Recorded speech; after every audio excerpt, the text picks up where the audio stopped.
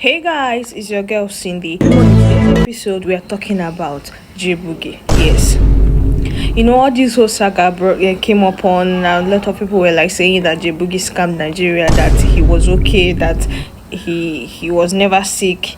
Though some were saying that he was sick, but the kidney transplant issue was all fake. That he was trying to scam Nigerians. Well, to your notice, I bring Obonge news. Latest update: Jay-boggie has broken silence. According to him, he said that he was truly sick, that he didn't scam Nigerians, that he was truly sick. And the issue of kidney transplant, that he was not the one that mentioned that he needed transplant, that he never posted that he needed transplant.